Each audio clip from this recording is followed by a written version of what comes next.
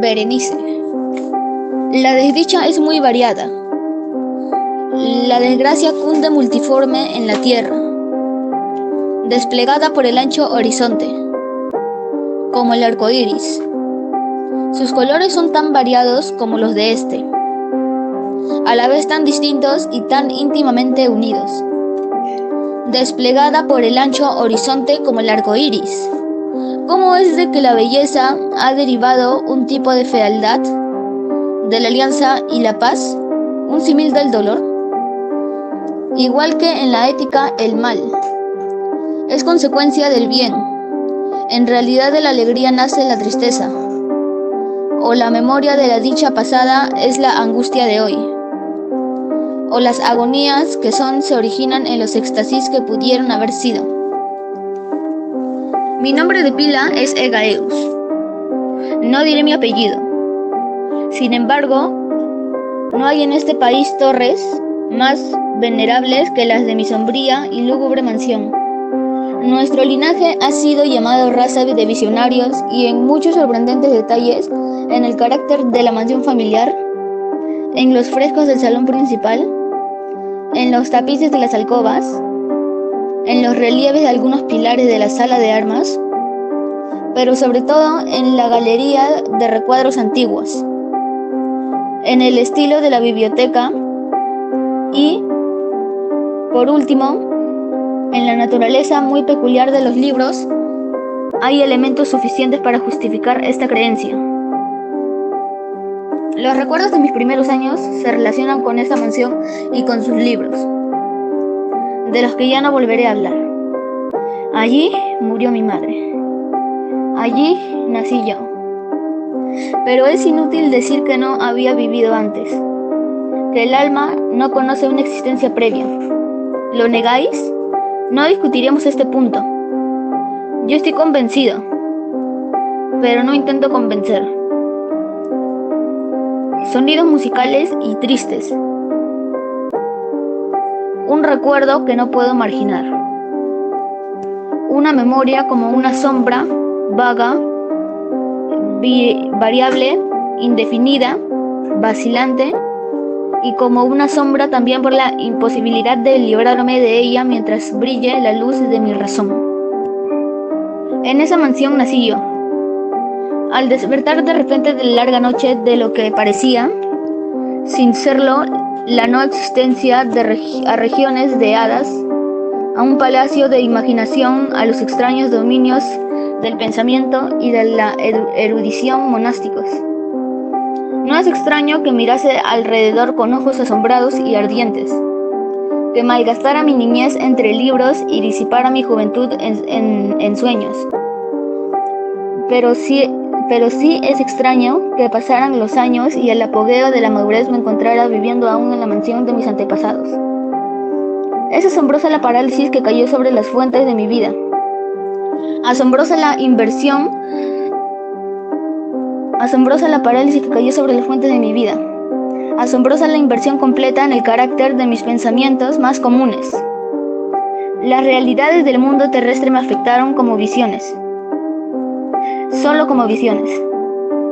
Mientras las extrañas ideas del mundo de los sueños, por el contrario, se tornaron no en materia ni de mi existencia cotidiana, sino realmente en mi clínica y total existencia. Berenice y yo éramos primos y crecimos juntos en la mansión de nuestros antepasados, pero crecimos de modo distinto. Yo, enfermizo, envuelto en tristeza. Ella, ágil, graciosa, llena de fuerza. Suyos eran los paseos por la colina, míos los estudios del claustro. Yo, viviendo encerrado en mí mismo, entregado en cuerpo y alma a la intensa y penosa meditación. Ella vagando sin preocuparse de la vida, sin pensar en las sombras del camino ni en el silencioso vuelo de las horas de alas negras. Berenice, invocó su nombre. Berenice, y ante este sonido se conmueven 1000 tumultuosos recuerdos de las grises ruinas. Acude vivida su imagen a mí como en sus primeros días de alegría y de dicha. Oh, encantadora fantasía, belleza. Oh, Silfide entre los arbustos de Arnheim. Oh, Náyade entre sus fuentes. Y entonces todo es misterio y terror. Y una historia que no se debe contar.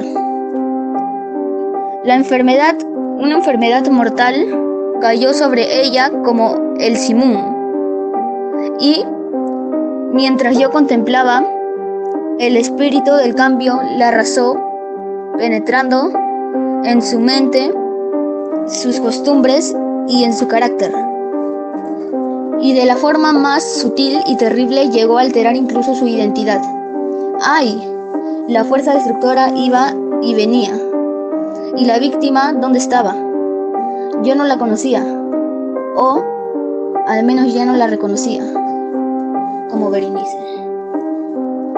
Entre la numerosa serie de enfermedades provocadas por aquella y primera y fatal que desencadenó una revolución tan horrible en el ser mortal y físico de mi prima, hay que mencionar como las más angustiosas y obstinadas, una clase de epilepsia que con frecuencia terminaba en catalepsia, estado muy parecido a la extinción de la vida, del cual, en la mayoría de los casos, se despertaba de forma brusca y repentina. Mientras tanto, mi propia enfermedad, pues me han dicho que no debería darle otro nombre. Mi propia enfermedad, digo, crecía con extrema rapidez, asumiendo un carácter monomaníaco de una especie nueva y extraordinaria, que se hacía más fuerte cada hora que pasaba, y, por fin, tuvo sobre mí un incomprensible ascendiente. Esta monomanía, sí, así tengo que llamarla, consistía en una morbosa irritabilidad de esas propiedades de la mente que la ciencia psicóloga designa con la palabra atención. Es más probable que no me explique, pero temo, en realidad, que no haya forma posible de transmitir a la inteligencia del lector corriente una idea de esa nerviosa intensidad de interés que en mi caso, las facultades de meditación, es decir, por no hablar en términos técnicos, actuaban y se concentraban en la contemplación de los objetos más comunes del universo. Reflexionar largas, infatigables horas con la atención fija en alguna nota trivial, en las márgenes de un libro o en su tipografía, estar absorto durante una buena parte de un día de verano, en una sombra extraña que caía oblicuamente sobre el tapiz o sobre la puerta. Perderme toda una noche observando la tranquila llama de una lámpara o los recoldos del fuego. Soñar días enteros con el perfume de una flor. Repetir monótonamente una palabra común hasta que el sonido, gracias a la continua repetición, dejaba de suscitar en mi mente alguna idea, perder todo el sentido del movimiento o de la existencia física, mediante una absoluta y obstinada quietud del cuerpo, mucho tiempo mantenida. Estas eran algunas de las extravagancias más comunes y menos perniciosas provocadas por un estado de las facultades mentales, en realidad no único, pero capaz de desafiar cualquier tipo de análisis o explicación. Pero no se me entienda mal. La excesiva, intensa y morbosa atención, excitada así por objetos triviales en sí, no tiene que confundirse con la tendencia a la meditación común en todos los hombres y a la que se entregan de forma particular las personas de una imaginación inquieta. Tampoco era, como pudo suponerse al principio, una situación grave ni la exageración de esa tendencia, sino primaria y esencialmente distinta, diferente. En un caso, el soñador o el fanático, interesado por un objeto normalmente no trivial, Lo pierde poco a poco de vista en un bosque de deducciones y sugerencias que surgen de él.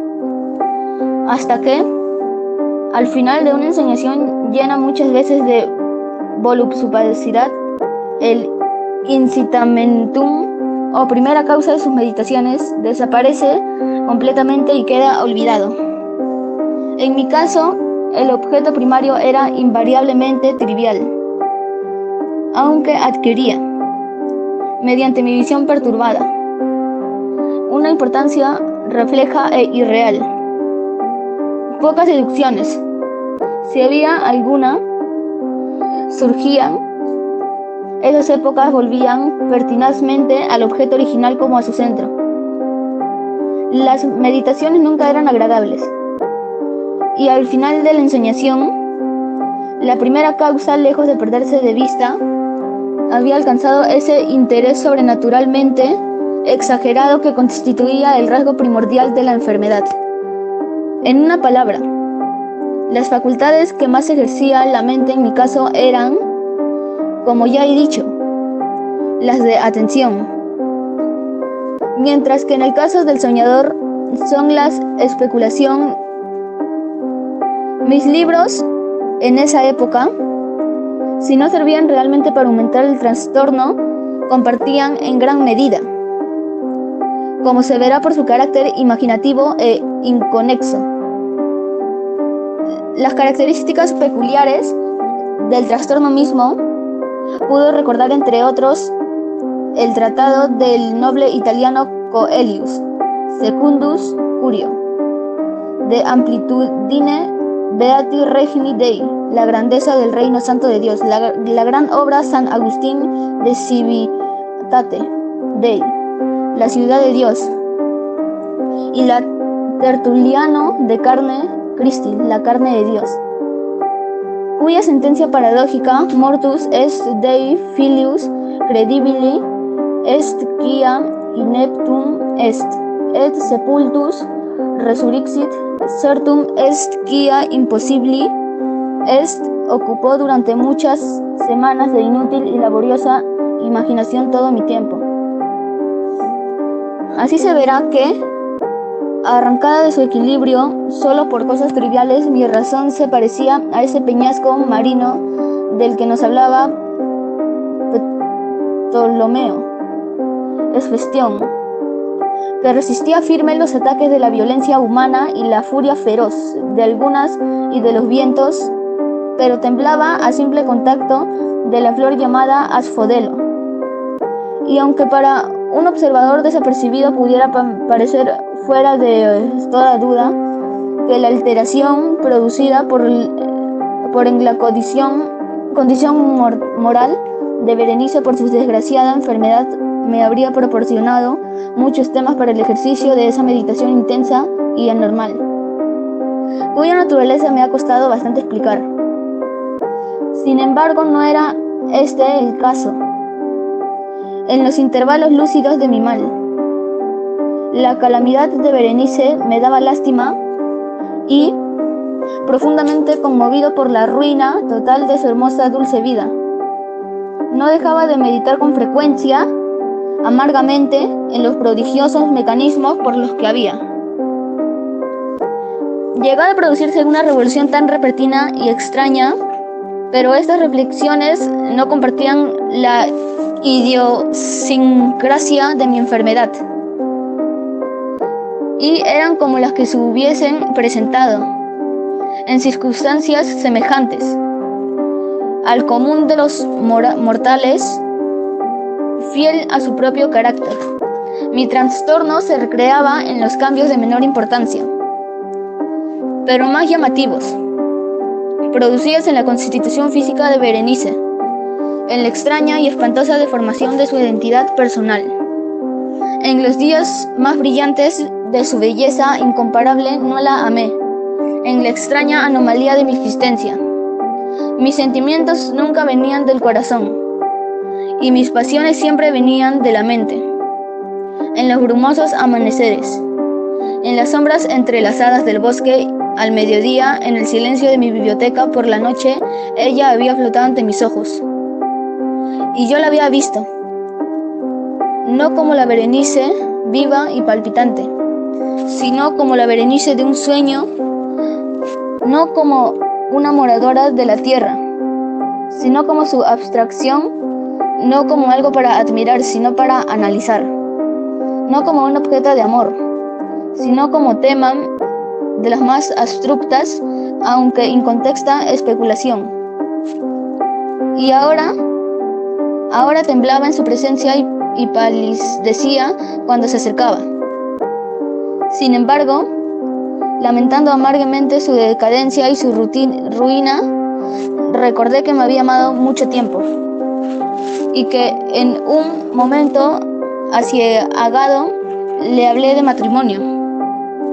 Y cuando por fin se acercaba la fecha de nuestro matrimonio, una tarde de invierno, en uno de esos días intempestivamente cálidos, tranquilos y brumosos que constituyen la nodriza de la bella Alcione, yo estaba sentado, es decir, y creía encontrarme solo, en el gabinete interior de la biblioteca y, al levantar los ojos, vi a Berenice ante mí.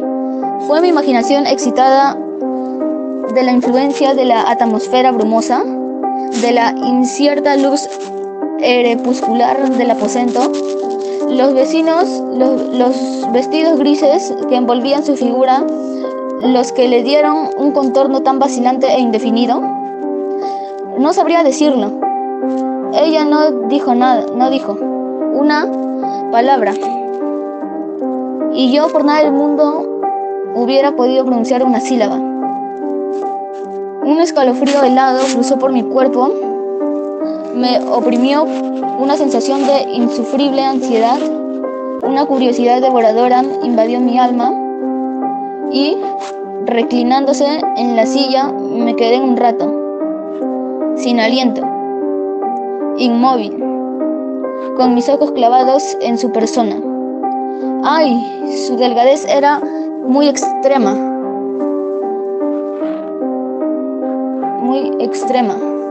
y ni la menor huella de su anterior se mostraba en una sola línea del contorno. Mi ardiente mirada cayó por fin sobre su rostro.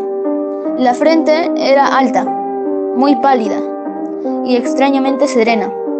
Lo que en un tiempo fuera cabello negro azabache caía parcialmente sobre la frente y sombreaba las sienes hundidas con innumerables rizos de color rubio reluciente que contrastaban discordantes por su matiz fantástico con la melancolía de su rostro. Sus ojos no tenían brillo y parecían sin pupilas. Esquivé voluntariamente su mirada vidriosa para contemplar sus labios finos y contraídos. Se entreabrieron y en una sonrisa de expresión peculiar los dientes de la desconocida Berenice se revelaron lentamente a mis ojos. Quiera Dios que nunca los hubiera visto o que, después de verlos, hubiera muerto. El golpe de una puerta cerrarse me distrajo y, al levantar la vista, descubrí que mi prima había salido del aposento, pero de los desordenados aposentos de mi cerebro. ¡Ay! No había salido ni se podía apartar el blanco y horrible espectro de los dientes. Ni una mota en su superficie, ni una sombra en el esmalte, ni una mella en sus bordes. Había en los dientes esa sonrisa fugaz que no se grababa en mi memoria. Ahora los veía con más claridad que en un momento antes. Los dientes estaban aquí y allí y en todas partes, visibles y palpables ante mí, largos, finos y excesivamente blancos, con los pálidos blancos labios contrayéndose a su alrededor como en el mismo instante en que se habían empezado a crecer.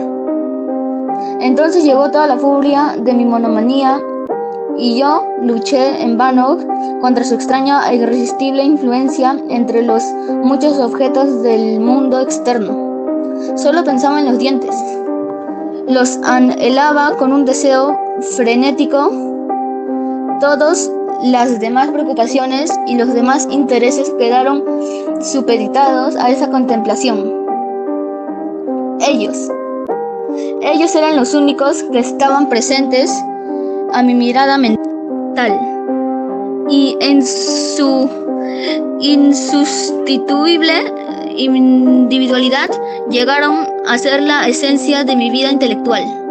Los examiné bajo todos los aspectos, los vi desde todas las perspectivas, analicé sus características, estudié sus peculiares, me fijé en su conformación, pensé en los cambios de su naturaleza, me estremecí al atribuirles, con la imaginación de un poder sensible y consistente, y, aún sin la ayuda de los labios, una capacidad de expresión moral.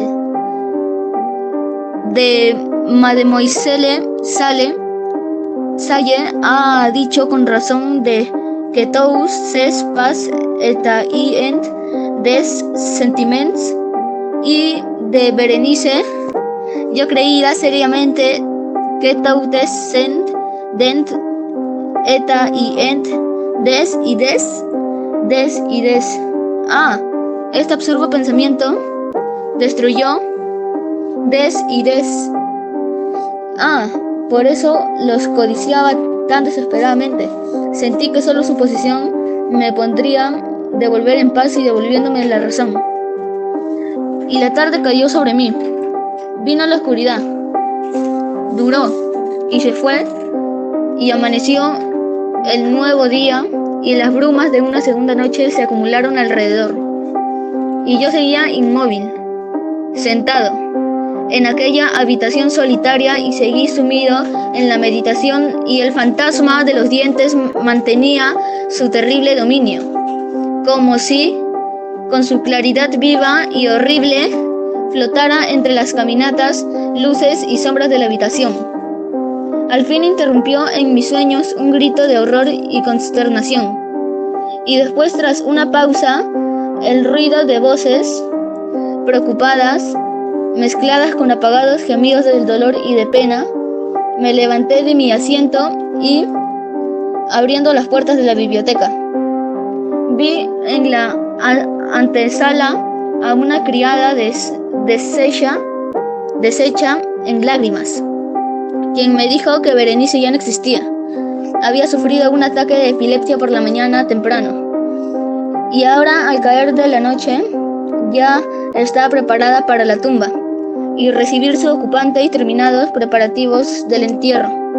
Me encontré sentado en la biblioteca y de nuevo solo. Parecía que había despertado en un sueño confuso y excitante. Sabía que era medianoche y desde la puesta del sol Berenice estaba enterrada, pero no tenía una idea exacta, o por lo menos definida, de ese melancólico periodo intermedio. Sin embargo, el recuerdo de ese intervalo estaba lleno de horror más horrible por ser vago, terror por más terrible de ser ambiguo. Era una página espantosa en la historia de mi existencia, escrita con recuerdos siniestros, horrorosos, ininteligibles. Luché por descifrarlos, pero fue en vano. Mientras tanto, como el espíritu de un sonido lejano y un agudo, penetrante grito de la mujer parecía sonar en mis oídos. Yo había hecho algo, ¿pero qué era? Me hice la pregunta en voz alta, y los susurrantes ecos de la habitación me contestaron. ¿Qué era? En la mesa a mi lado brillaba una lámpara, y cerca de ella había una pequeña caja. No tenía un aspecto llamativo, y yo la había visto antes, pues pertenecía al médico de la familia. Pero ¿cómo había llegado allí? a mi mesa y por qué me estremecí al fijarme en ella. No merecía la pena tener en cuenta estas cosas. Y por fin mis ojos cayeron sobre las páginas abiertas de un libro y sobre una frase subrayada. Eran las extrañas pero sencillas palabras del poeta Ebn Zayat. De dicebant miis sodales si sepulcrum amicae visitarem curas meas aliquantulum fore levatas. ¿Por qué al leerlas se me pusieron los pelos de punta y se me heló la sangre en las venas? Sonó un suave golpe en la puerta de la biblioteca y un pálido como habitante de una tumba, un criado entró de puntitas. Había en sus ojos un espantoso terror y me habló con una voz quebrada, ronca y muy baja. ¿Qué dijo? Oí unas frases entrecortadas.